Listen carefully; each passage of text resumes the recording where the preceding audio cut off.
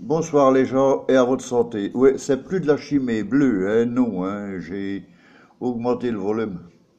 Ouais, le voltage. Chimée bleue 9 degrés, Castelbrune 11. Je te raconte pas, je vais aller faire dodo, je vais bien dormir. Mais aujourd'hui, je voulais te parler, attends une minute, des parents qu'on a. Moi, je connais pas les tiens, hein. Je connais les miens, c'est déjà ça. Il y en a des ceux qui connaissent pas. Mais je vais te dire qu'il y a des parents qui ont de l'humour, hein. Même plus qu'on pense, hein. La preuve, les miens. Je te le dis. Tu vois ma gueule. Mon prénom, c'est Gilbert. Ma mère ne l'aimait pas parce qu'on lui avait imposé, vu que la sœur de mon père, qui s'appelait Gilberte, était morte à l'âge de 3 mois. Ma mère, elle n'aimait pas. Donc, elle m'a surnommé Gigi. Tu vois bien ma gueule, hein? Tu la regardes bien. Eh bien, dis-toi bien que ça va faire presque 65 ans qu'avec la gueule que je me paye, je me trimballe avec le diminutif de Gisèle. C'est bien te dire qu'ils avaient le sens de l'humour. Moi, je trouve, hein, du fait de ce qu'on m'a raconté, on m'a raconté des choses, etc., sur ma vie et de ma naissance et avant et tout le bazar, que j'aurais dû m'appeler Ziré. Oui, parce que Ziré, c'est le diminutif de désiré. Oui, désiré, c'est celui qu'on désirait normalement, hein. Et il paraît que ma mère, elle me désirait beaucoup.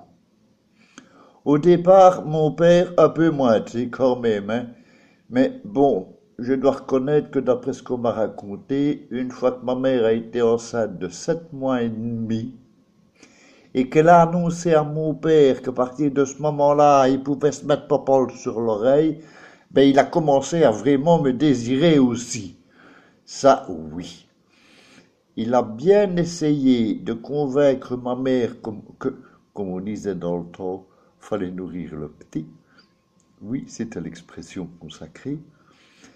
Ma mère lui a répondu qu'elle voulait bien qu'il nourrisse le petit, c'était d'accord, mais que bon, vu ses goûts à lui, elle ne voulait pas que le gamin naisse, le gamin ou la fille, on ne savait pas à l'époque, hein, naisse au pu à la bière en arrivant au monde.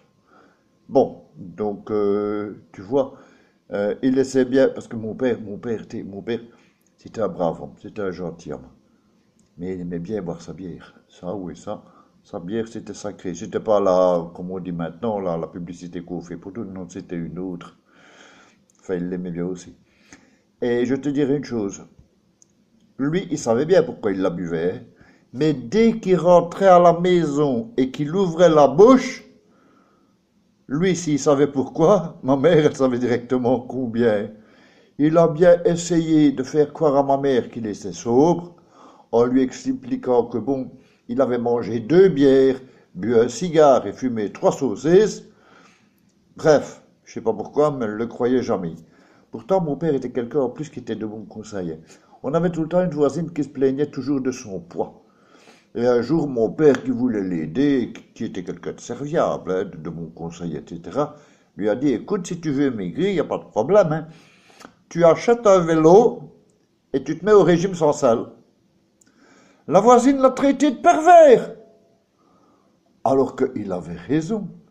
Faire du vélo, ça amincit les jambes et supprimer le sel empêche la rétention d'eau qui cause la cellulite. Je ne sais pas du tout ce que cette voisine-là trouvait pervers dans ses paroles pleines de bon sens. Comme tu vois, les parents, ils ont parfois de l'humour. Et peut-être, je dis bien peut-être, c'est génétique. Salut les gens.